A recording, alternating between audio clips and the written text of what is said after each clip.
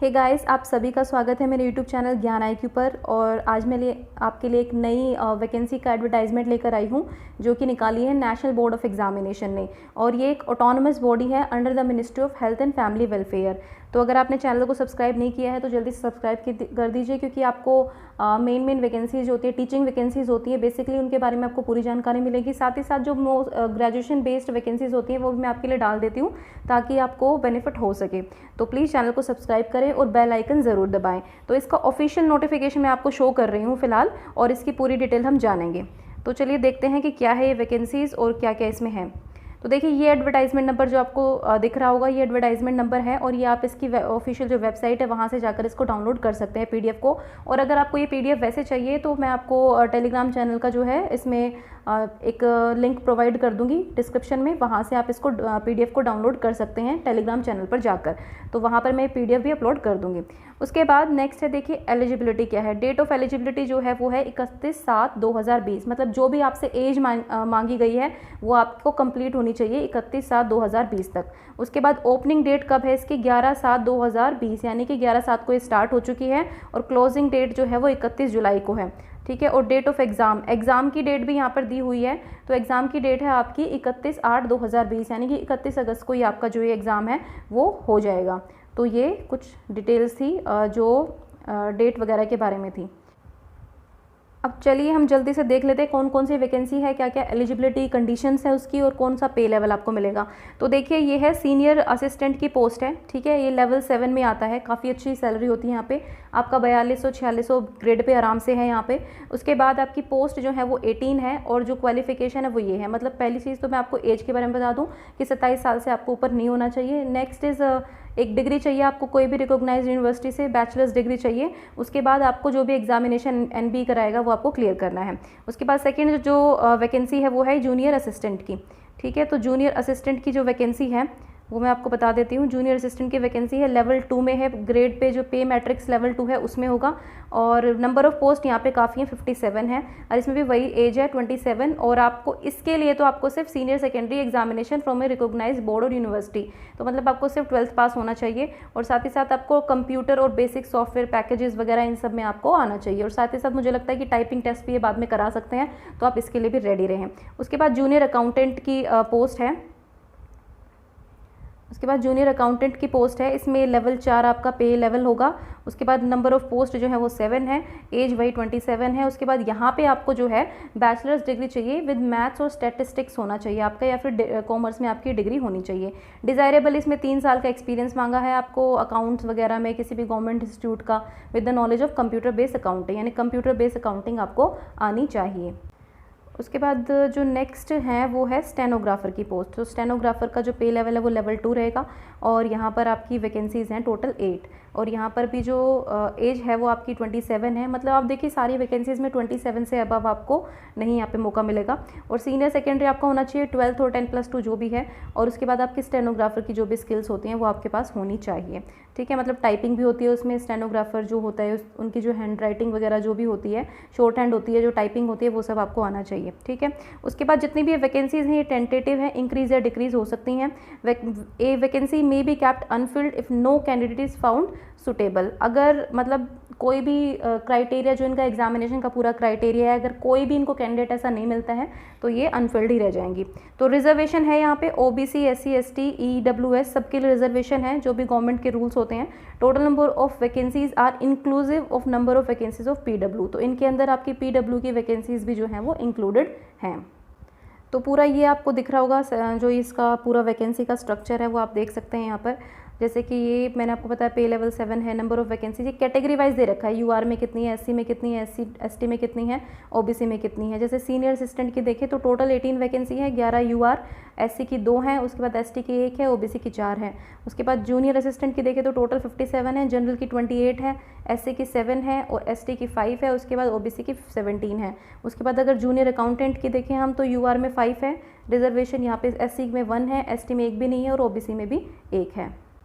उसके बाद स्टेनोग्राफर की देखिए यहाँ पे टोटल वैकेंसीज 8 हैं, तो UR में 5 है, SC में 1 है, ST में 1 भी नहीं है और यहाँ पर OBC में 2 वैकेंसीज़ हैं।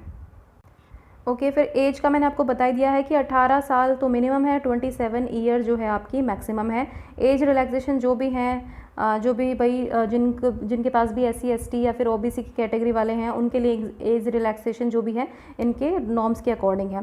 उसके बाद मोड ऑफ सिलेक्शन में आपको जो CBT है, कंप्यूटर बेस्ड एग्जाम है आपका, ऑब्वियसली ये होगा आपका 31/8/2020 को। यहाँ पे एग्ज़ाम की डेट भी फिक्स है। देखिए पेंडेमिक है तो क्या पता आगे पोस्टपोन हो जाए, वो नहीं पता, लेकिन अभी है जो फिक्स है ये बिल्कुल कि 31 अगस्त 2020 को एग्ज़ाम कराया जाएगा कंप्यूटर बेस्ड। उसके बाद जो भी शॉर्टलिस्टेड कैंडिडेट्स होंगे उनको स्किल टेस्ट वगैरह के लिए भी बुलाया जाएगा। अब देखिए यहाँ पर प्लेस ऑफ पोस्टिंग की बात की गई है।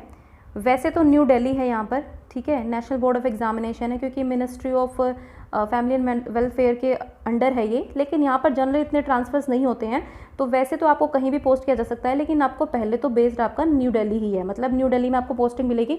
उसके बाद आपका जैसे सपोज कई बार कई तरह की जॉब्स में क्या होता है कि प्रमोशन होता है, प्रमोशन के लिए आपको 2 साल किसी और स्टेट में जाकर जॉब करनी पड़ती है, उसके बाद वापस आप यहाँ पर आ जाते हैं। तो कुछ इस तरह की जॉब है ये, तो इसमें घबराने की कोई ज़रूरत नहीं है, आपको यहाँ पर पहली पोस्टिंग तो दिल्ली में ही मिलेगी।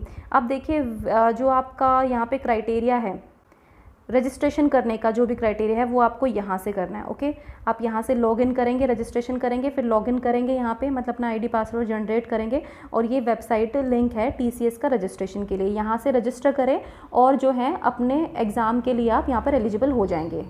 उसके बाद मैं आपको पूरा एक बार नोटिफिकेशन दिखा देती हूँ। देखिए एलिजिबिलिटी की मैं पहले बात कर चुकी हूँ आपको, ठीक है, और यहाँ पे पे लेवल की भी बात हो गई है कि 7th पे मैट्रिक्स के अकॉर्डिंग जो भी गवर्नमेंट ऑफ इंडिया के रूल है उसके अंडर होगा ये। उसके बाद candidate should ensure that they fulfil all the eligibility criteria before applying the post, तो आपको सारी जो क्राइटेरिया है वो भी फुल करना होगा, मतलब वो मैंने आपको बता ही दिया है कि क्या क्या एलिजिबिलिटी क्राइटेरिया है, ठीक है। उसके बाद प्रोविजनल शॉर्ट लिस्टिंग और selection at any stage of the process of success in the examination confers no right of appointment, मतलब कि किसी भी लेवल पे सिलेक्शन या शॉर्ट लिस्ट करते हैं तो आपका राइट नहीं बन जाता है, प्रॉपर आपकी इंक्वायरी होगी, उसके बाद ही आपको जो है यहाँ पर अपॉइंटमेंट जो है वो दी जाएगी। ओके, और यहाँ पर रिजर्वेशन के बेनिफिट्स जो हैं जो भी हैं आपको बताइए, EWS कैटेगरी का हो गया, फिर SC ST जो जनरल हो गया, उसमें नॉर्मल वही होता है, मतलब यहाँ पे OBC आपको सेंट्रल लेवल का चाहिए होगा क्योंकि ये ऑटोनोमस बॉडी है, गवर्नमेंट ऑफ इंडिया के अंडर है, तो OBC का जो सर्टिफिकेट है वो आपका सेंट्रल लिस्ट वाला चलेगा, सेंट्रल लेवल का OBC चलेगा यहाँ पर। उसके बाद यहाँ पर देखिए कैसे अप्लाई करना है, तो ये ब्लू कलर में आपको क्लिक हेयर दिख रहा होगा, ये देखिए यहाँ पर, तो यहाँ पर जो है आपको अप्लाई करना है, यहाँ भी कर सकते हैं या फिर पहले जो मैंने आपको बताया था वहाँ भी अप्लाई आप कर सकते हैं। तो आप इस पर जाकर अप्लाई करें, रजिस्टर करें, लॉगिन करें और फिर आप एग्ज़ाम देने जाएँ 31/8/2020 को। उसके बाद अगर आप पास हो जाते हैं वहाँ से तो आपको स्किल टेस्ट के लिए बुलाया जाएगा और आपका अपॉइंटमेंट पक्का हो जाएगा। उसके बाद self attested copy of documents must be upload at the time of registration, जब आप रजिस्ट्रेशन करेंगे तो ये जो आपको कॉपीज़ दिख रही हैं, मतलब ये 10th का सर्टिफिकेट, 12th का सर्टिफिकेट, ग्रेजुएशन, ये सब सेल्फ अटेस्टेड आपको जो है यहाँ पर अपलोड करना है रजिस्ट्रेशन के टाइम पर। NOC, अगर आप किसी और डिपार्टमेंट में हैं तो आपको NOC चाहिए, फिर कास्ट सर्टिफिकेट भी आपको यहाँ पर देना है और उसके बाद पासपोर्ट साइज़ जो फ़ोटो है वो भी, आइडेंटिटी प्रूफ भी, सब कुछ, कॉन्टैक्ट डिटेल जो भी एक नॉर्मल चीज़ में होती है वही है। उसके बाद देखिए फ़ीस स्ट्रक्चर और देख लेते हैं एक बार हम, क्योंकि fees structure is very important. ये नॉन रिफंडेबल फ़ी है आपकी, तो 1500 है यहाँ पर, plus GST is to be paid by general category के लिए यहाँ पर 1500 है, और 750 जो है ये SC ST OBC EWS या फिर विमेन कैंडिडेट्स, जो लड़कियां हैं या फिर जो महिलाएं हैं उनके लिए भी यहाँ पर 750 रुपये हैं, तो ये उनको देनी है। तो 1500 जनरल के लिए और 750 जो है इसमें वो है आपका रिजर्वेशन कैटेगरी वालों के लिए, और फीस जो है वो भी ऑनलाइन मोड के थ्रू ही आपको पे करनी है। एग्जामिनेशन सेंटर जो है वो NB की वेबसाइट पर आपको पता चल जाएगा। अब हम ज़रा देख लेते हैं स्कीम ऑफ एग्जामिनेशन जो कि होना है 31 अगस्त को, तो ये आपको दिख ही रहा होगा कितने क्वेश्चंस आपके आएंगे। बेसिकली वही SSC वाला क्राइटेरिया है, जनरल रीजनिंग है, जनरल अवेयरनेस है, फिर उसके बाद मैथ्स है और इंग्लिश कॉम्प्रीहेंशन है टोटल मार्क्स का, और स्टेनोग्राफर का ये नीचे है, स्टेनोग्राफर का अलग है।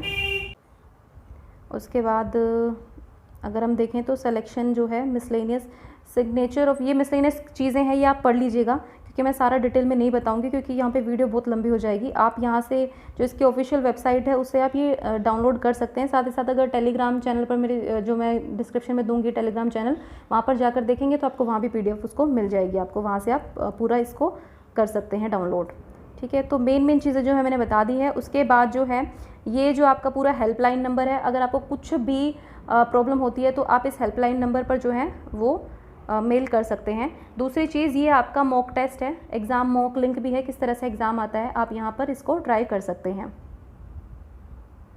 ओके, सो ये हिंदी में है, तो ये आपका कंप्लीट हो गया है पूरा। तो गाइज़ आप इसकी जो ऑफिशियल साइट है उस पर भी जा सकते हैं, साथ ही साथ इसमें जो लिंक दिए हुए जैसे रजिस्ट्रेशन लॉगिन का है, यहाँ से भी इसको देख सकते हैं। और टेलीग्राम चैनल पर मैं आपको फिर से बता रही हूँ, टेलीग्राम चैनल जो मैं डिस्क्रिप्शन में दूंगी उस पर मैं इस एडवर्टाइजमेंट की PDF अपलोड कर दूंगी, तो आप वहाँ से उसको डाउनलोड करके देख सकते हैं। आई होप कि आप में से कुछ लोग होंगे एलिजिबल, वो ज़रूर भरेंगे पेपर को। And all the best to all of you, and thank you for watching Gyan IQ।